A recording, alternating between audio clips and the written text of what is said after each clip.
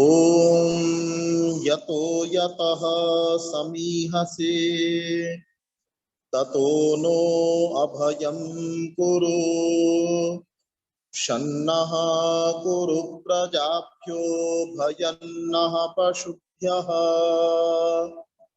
दिक्कालाद्यनवच्छिन्नानन्तचिन्मात्रमूर्तये स्वानुभूत्येकमानाय नमः शान्ताय तेजसे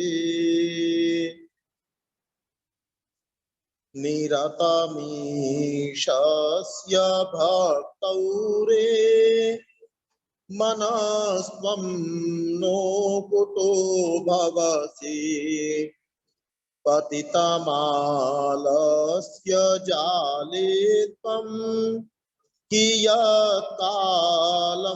च यापयसि कियत्कालं च यापयसि। समादरणीय रश्मि जी, रेखा सिंगल जी, अन्य सभी सहयोगी, वंदनीय मातृशक्ति, पत्र पुरुषों,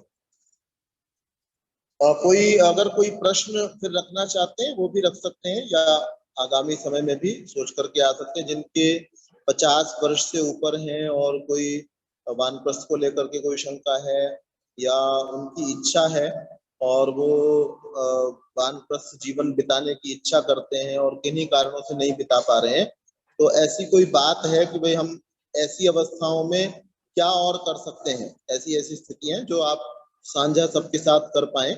अगर, क्योंकि यहाँ आपके परिवार के लोग मेरे विचार से नहीं है, अपने अपने परिवारों से हम लोग प्राय अकेले अकेले ही हैं, तो अगर कोई ऐसी कोई बात रखना चाहते हैं तो आप भी रख सकते हैं, और कल को अगर आप चाहेंगे लिखित में भी आप दे सकते हैं, तो उस पर भी चर्चा जो है वो संभव है। कि हम लोग वानप्रस्थ संस्कार को लेकर के चर्चा कर रहे हैं। पिछली जो चर्चा हुई थी उसके कुछ बिंदु अगर लिखे हुए हैं और जल्दी से बोले जा सकते हैं, तो अगर कोई किसी के पास है लिखा हुआ और वो बोलना चाहे तो वो बोल सकते हैं, जिससे बार बार वो रिपीट ना हो। कोई है जिनको ध्यान हो? जी, तो ये वानप्रस्थ का संस्कार चंद्रिका में 451वां पृष्ठ है। बंबई का शहर है, सामने लंबी सड़क है, लोगों की भारी भीड़ उमड़ी चली जा रही है, कंधे से कंधा टकराता है। ये जो सब यहाँ लिखा हुआ है इसका अभिप्राय ये है कि कुछ लोग ऐसे हैं जिनको वर्तमान की रोटी की फिक्र है। हम में से ज्यादातर लोग जो हैं वो इसी प्रकार के हैं, जो हम में से मतलब जो इस समय दुनिया के अंदर जी रहे हैं, उनमें ज्यादातर लोग वर्तमान की चिंता, रोटी की चिंता में हमारे सुख की चिंता भी शामिल है। कोई हम में से रोटी नहीं भी कमा रहा होता, लेकिन वो अभी सोच रहा होता है कि किसमें मेरा सम्मान होगा, किसमें मेरा मुझे भोजन कैसे अच्छा मिल जाएगा। नहीं कमाने वाला भी, जैसे महिलाएं हम में से कुछ घर रहती हैं, तो उनका भी सोच जो है वो वहीं तक सीमित होती है। उसके बाद ये लिखते हैं कि संसार अनित्य है। दूसरे प्रकार के एक और लोग हैं, वो महात्माओं की मंडली है। वो क्या कहती है? हाँ हमें मालूम है, परंतु हमें इससे क्या, हम तो आत्मा के चिंतन में लगे हुए, आज की और अब की नहीं, हम आगे और पीछे की समस्या को हल करने में जुटे हुए।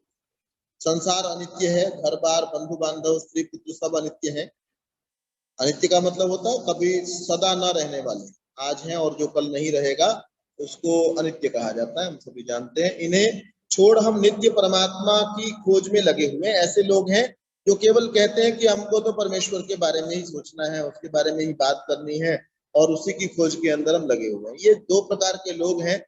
ज्यादातर लोग जो हैं वो तो रोटी की फिक्र में लगे हुए हैं, रोटी हो गई तो उसके बाद में सब्जी मुझे साथ में चाहिए, सब्जी हो गई तो और कुछ चाहिए, उसके बाद में बर्तन हो गए तो बर्तन, स्टील के बर्तन 10 रुपए का भी आता है, 100 रुपए का भी आता है, 200-500 का भी आता है, फिर और बर्तन अच्छे चाहिए, कांच की प्लेटें चाहिए, फिर ऐसे मकान चाहिए। तो ये सारी रोटी के अंतर्गत ही सारा कुछ आता है। तो कुछ लोग वो हैं, और दूसरे लोग जो हैं वो दूसरे प्रकार के हैं, जो केवल कहते हैं जी नहीं हम तो किशोर लगे हुए हैं, यद्यपि उनकी संख्या बहुत कम है जैसा देखने में आता है। जीवन के विषय में यही मोटे मोटे दो विचार हैं। सब लोगों को इनमें बांटा जा सकता है, दो ही प्रकार के हम में से लोग।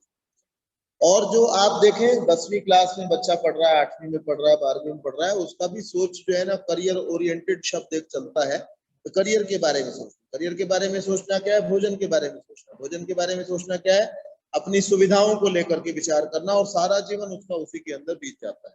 और कुछ लोग ईश्वर के विषय में वो ये समझते हैं कि आदमी पहले जब ये ईश्वर के विषय में ज्यादा सोचता था, ऐसे बहुत सारे व्यक्ति हैं जो वक्ता हैं वो इस प्रकार की बातें कहते हैं कि पहले जब आदमी ईश्वर को ही सेंट्रलाइज्ड करके सोचता था, उसको सेंटर पॉइंट समझता था, तो उस समय में व्यक्ति अपना विकास कैसे कर पाता है, क्योंकि वो सोच रहा था कि मेरा उद्देश्य तो परमेश्वर की को प्राप्त करना है। जब अपने बारे में सोच ही नहीं रहा तो अपना विकास कैसे कर पाएगा, ऐसा कुछ लोग आज मानते हैं। तो आज भी कुछ लोग हैं जो ईश्वर के विषय में ज्यादा सोचते हैं, कहते हैं कि जीवन के विषय में यही मोटे मोटे दो विचार, एक वर्तमान में जीना चाहता है उसे भविष्य का विचार नहीं, दूसरा भविष्य के लिए जीना चाहता है उसे वर्तमान का ख्याल नहीं। ये आगे के लिए सोच रहा है ना, जो ये महात्मा प्रकार का व्यक्ति है, ये आगे के लिए सोच रहा है कि मेरा आगामी जन्म अच्छा होना चाहिए, मुझे आगे जो है ना मोक्ष की ओर मेरा कदम बढ़ना चाहिए, ये भविष्य का चिंतन में लगा हुआ है। जीवन के विषय में ये दो दृष्टियां जहां पर जीवन पर विचार हुआ उत्पन्न हो गई।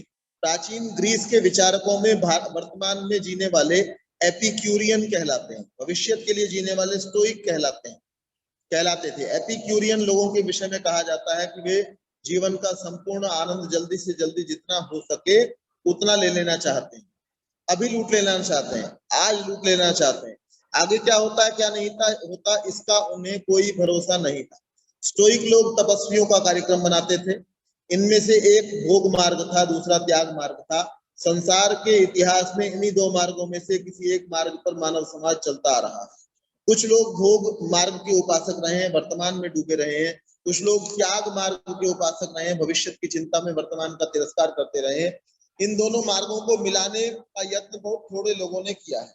महात्मा बुद्ध ने आध्यात्मिकता के शिखर पर खड़े होकर के आवाज दी और सैकड़ों हजारों घरानों में भिक्षु और भिक्षुणियों को उत्पन्न कर दिया। शंकराचार्य के ब्रह्म सत्यम जगन मिथ्या के जय घोष को सुनकर के घरों के घर भगवा डाल करके खाली हो गए। इसके विपरीत संसार के जंजाल में फंसाने के लिए तो किसी बड़े उद्योग की आवश्यकता ही नहीं, इधर तो मनुष्य की प्रवृत्ति ही उसे घसीटे लिए चली जाती है। इसलिए जहां बुद्ध शंकराचार्य के पीछे इन्हें गिने ने कदम बढ़ाया, वहां मनुष्य की स्वाभाविक प्रवृत्ति ने अधिकांश व्यक्तियों को सदा से संसार में बांधे रखा।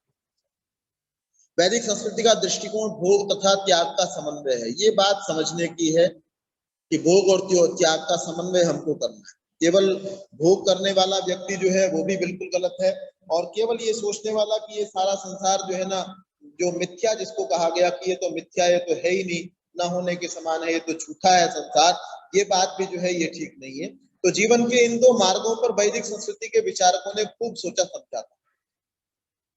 मनुष्य भोग का जीवन व्यतीत करे या त्याग का, जीवन में रहे और इसका पूरा पूरा आनंद उठाए या इससे भागने की चिंता करे, वर्तमान में जीवन रस के घूंट पीने में मस्त रहे या भविष्य की सोचे, प्रवृत्ति मार्ग पर चले या निवृत्ति मार्ग पर चले। प्रवृत्ति का अभिप्राय है वस्तुओं के अंदर रमण करना, वस्तुओं में लग जाना, और निवृत्ति का अभिप्राय है अधिक से अधिक वस्तुओं को छोड़ना, वस्तुओं का कम से कम प्रयोग करना। प्रवृत्ति मार्ग क्या है, ज्यादा से ज्यादा कपड़ों का प्रयोग करना, अच्छी से अच्छी गाड़ी का प्रयोग करना, ये सब प्रवृत्ति मार्ग के अंदर आएगा। और निवृत्ति मार्ग क्या है कि वस्तुओं को त्याग करना, कम से कम वस्तुओं का प्रयोग करना। इस प्रश्न को भारत के प्राचीन ऋषियों ने एक अनोखे तरीके से हल किया था। उन ऋषियों ने गाया था, ईशावास्यमिदं सर्वं यत्किंच जगत्याम जगत तेन त्यक्तेन भुंजीता मा विधः कस्यचित् धनम्। हे मानव, संसार का संपूर्ण भोग्य पदार्थ तेरे पिता परमात्मा का है। हम सारे के सारे इस संसार के मालिक नहीं है, कभी इस संसार के मालिक जो है हम लोग नहीं हो सकते हैं। क्यों? क्योंकि हम लोग आते हैं और चले जाते हैं, जो आकर के चला जाए वो मेहमान होता है, और मेहमान किसी भी वस्तु का मालिक नहीं होता। जो हमारे आने से पहले यहाँ संसार के अंदर था और जो हमारे आने जाने के बाद में संसार में रहेगा, वही वस्तुओं का मालिक हो सकता है। हम जितने भी इस समय संसार के अंदर हैं, बड़े पदों पर हो, छोटे पदों पर हो, अलग अलग रंगों वाले हो, अलग अलग प्रकार वाले हो, कुछ धनपति हो, कुछ निर्धन हो, हम सबके आने से पहले परमेश्वर जो है वो संसार के अंदर था। और हम सबकी मृत्यु के बाद में, कितनी हैरानी की बात है कि आज से 100 वर्ष बाद लगभग जो भी इस समय संसार के अंदर है, वो चाहे 2 साल का बच्चा हो, 10 साल का बच्चा हो, कोई युवक हो, वृद्ध हो, वो सारे के सारे संसार से चले जाएंगे। जो हम ये कहते हैं कि ये पदार्थ मेरा है, ये मेरा है, ये चीज तो मैं इससे हिला नहीं पाएगा कोई, मैं इसको ऐसे ही प्रयोग करता हूँ और ऐसे ही प्रयोग होता रहेगा। ये सारे के सारे लोग जो जो मुकदमे बहुत सारे लड़ रहे हैं, ये पदार्थ मेरा है, वो पदार्थ मेरा है, और यहाँ पर तो मेरा अधिकार होना चाहिए, ये जो बाजारों को कब्जा करने के अंदर लगे हुए हम सारे के सारे लोग, जो अपने आप पर किसी भी प्रकार का घमंड रखते हैं, अभिमान रखते हैं, वो सारे के सारे संसार से जो है वो चले जाए, और हमारा ये संसार में कुछ भी नहीं है। तो हे मानव, संसार का संपूर्ण भोग्य पदार्थ तेरे पिता परमात्मा का है, यह वैभव उसका है, उसका समझकर इसका उपभोग कर, जैसे तुझे मिला है वैसे किसी दिन तुझसे छूट भी जाना है। जब व्यक्ति ये सोच लेता है कि ये पदार्थ मुझे प्रयोग करने के लिए, सदुपयोग करने के लिए मिला है, तब वो उसका दुरुपयोग नहीं करता। मैं जब आपके घर में आता हूँ और आपके घर में आकर के मैं अतिथि बन जाता हूँ, तो वहां पर जो चीजें मुझे दी जाती हैं, मैं उनका अच्छा उपयोग, सदुपयोग करने का प्रयास करता हूँ, है ना। आपने मुझे धन दे दिया और मैं धन का सदुपयोग करूंगा, आपने मुझे कोई सोने के लिए बिस्तरा दिया, उसका सदुपयोग करूंगा। लेकिन जब मैं ये समझ लेता हूँ कि ये पदार्थ मेरे हैं, जिस धन को मैं अपना समझता हूँ, उस धन से मैं प्रायः करके शराब पी लेता हूँ, उस धन से मैं सिगरेट पी लेता हूँ। जब मुझे पता होता है ये धन आपका है, तो मैं आपके सामने उस धन का दुरुपयोग प्रायः करके नहीं करता। और जिस दिन मुझे लगता है कि ये पदार्थ मेरे हैं, ये वस्तुएं मेरी हैं और ये धन मेरा है, उस समय मैं उसका ज्यादा दुरुपयोग करता हूँ। तो इसलिए कहा, वेद ने हमको ये समझाया कि ये धन तुम्हारा नहीं है, ये धन तो परमेश्वर का है। हम सारे अगर इस बात को समझ लें कि परमेश्वर ने हमको कुछ समय के लिए ये धन दिया है, व्यवस्थाओं के अनुसार हमको प्राप्त हुआ है, तो हम इस धन का अधिकतम सदुपयोग करेंगे। और जब मैं मेरा समझ लेता हूँ, तो मैं दुखी, उसके नष्ट होने पर दुखी भी ज्यादा होता है ना। अगर मैं ये समझ लूँ तो संसार सारा का सारा था ही परमेश्वर का, मेरा तो इसमें कुछ था ही नहीं, तो मैं उसके नष्ट होने से भी दुखी नहीं हूँगा। जैसे परमेश्वर जो है उसका सारा संसार है, लेकिन वो इसके बनने से, बिगड़ने से, इसमें धन की वृद्धि से, धन के अभाव होने से दुखी नहीं होता है, उसी प्रकार से हम जब संसार के पदार्थों को अपना नहीं समझेंगे, तब हम दुखी भी नहीं होंगे। तो किसी दिन तुझसे छूट भी जाना है, यह समझकर, इसे अपना न समझकर उपभोग कर, त्याग पूर्वक उपभोग कर, निवृत्ति पूर्वक प्रवृत्ति कर, जब छोड़ने की घंटी बजे तब छोड़ने के लिए तैयार रहकर उपभोग कर। हम अगर वस्तुओं को छोड़ने के लिए हमेशा तैयार हों, हम ये चाहते हैं, हमको ये अगर पता चल जाए, हमको ये समझ में आ जाए कि इसकी अपेक्षा जो और सुख हैं वो बड़े सुख हैं, उन सुखों की ओर जाने के लिए इन चीजों को छोड़ना पड़ेगा। जितना हम इनके अंदर लगे रहेंगे, उतना हम बड़े सुखों को, बड़े आनंदों को प्राप्त नहीं कर पाएंगे। भोग, त्याग, प्रवृत्ति, निवृत्ति, वर्तमान, भविष्य, ये दोनों विकट समस्याएं हैं। वैदिक संस्कृति ने इन दोनों का समन्वय कर दिया था। भोग ठीक है, परंतु भोग का अंत त्याग में है। प्रवृत्ति ठीक है, परंतु प्रवृत्ति का अंत निवृत्ति में है। वर्तमान ठीक है, परंतु वर्तमान का प्रारंभ भूत और अंत भविष्य में है। भोग और प्रवृत्ति इसलिए करें ताकि त्याग और निवृत्ति की भावना पक्की हो जाए। संसार का अंत त्याग और निवृत्ति है। यह न हो कि जब मनुष्य त्याग की अवस्था में पहुंचे, तब भोग की वासना बनी रहे। ये बात समझने की है। उस दिन भी मैंने खरबूजे का आपको उदाहरण दिया था। त्र्यंबकम यजामहे मंत्र के अंतर्गत जो उदाहरण जो है वो दिया गया, वही बात यहाँ पर लिखी गई है कि हम जब छूटे इस संसार से, तो हमारा इसके साथ में जुड़ाव जो है वो न रहा हो। बिना जुड़ाव के हम यहाँ से छूटे, किसी भी चीज से, किसी वस्तु से, किसी व्यक्ति से, किसी पदार्थ से हमारा कोई जुड़ाव न हो, और उसे त्याग में से फिर खींचकर भोग और प्रवृत्ति की तरफ धकेलती रहे। त्याग की अविचल चट्टान पर खड़ा होकर मनुष्य भोग के लुभावने रूप की तरफ आंख उठा करके भी न देखे, यह तभी हो सकता है। अभी मैं यहाँ पर एक व्यक्ति हैं, आज भी मैं उनके साथ में था। जैसे वैदिक संस्कार परिषद जो है वो दिल्ली के अंदर कार्य कर रही है, और उसका शैशव अवस्था है, मैं कह सकता हूँ, अभी आरंभ ही उसका हुआ है। ऐसे ही यहाँ पर चेतना परिवार नाम से जो है एक संस्था जो है वो चलती, और वो संस्था भी ऐसा ही करती है, निःशुल्क लोगों को पढ़ाने की व्यवस्था करती है, और वो प्रतिदिन जो है पढ़ाया जाता है। अभी लॉकडाउन वगैरह थे, उस समय को छोड़ करके, और जो सरकारी छुट्टियां हैं, सरकार के नियमों का कुछ पालन करते हैं, जिससे सरकार वाले जो है ना आकर के परेशान न करें। अब वहां वो जो व्यक्ति हैं, उनका नाम है दीपचंद्र, श्री दीपचंद्र निर्मोही। मुझे छोटेपन में उनसे पढ़ने का अवसर मिला, हिंदी के अध्यापक थे। लेकिन हिंदी के अध्यापक बहुत सारे होते हैं, उन्होंने जैसी ख्याति अपनी अर्जित की वैसी ख्याति प्रायः करके नहीं अर्जित कर पाते लोग, अपने जीवन से उन्होंने ख्याति को अर्जित। हो सकता है उनके विचार, उनके पिताजी दयानंदी थे, उनको वो नास्तिक कहा करते थे क्योंकि वो संध्या यज्ञ इत्यादि उतना नहीं करते हैं, या थोड़ा बहुत करते हैं या बिल्कुल नहीं करते हैं। तो लेकिन उनकी समाज सेवा के अंदर बहुत ज्यादा जो है वो रुचि। अब वो अपने जीवन की एक घटना मुझे सुना रहे थे। यहाँ पर ये लिखा हुआ है कि हमारे सामने कितना भी बड़े से बड़ा जो है प्रलोभन आ जाए, उसके बाद भी हमारे मन के भाव जो है ना अविचल, अगर मैं ईमानदार अपने आप को समझता हूँ, मैं ईमानदार हमेशा बना रहूं।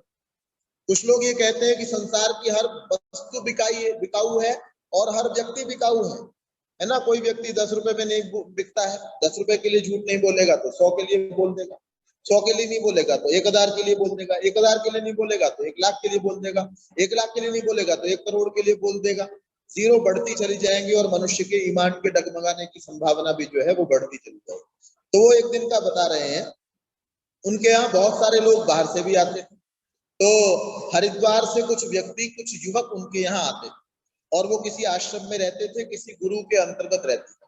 जैसे अलग अलग प्रकार के गुरु हैं, हम लोग जो घर से बाहर निकल करके नहीं गए, हमको दुनिया के अंदर कई बार बहुत सारे कटु अनुभव जो है वो नहीं हुए।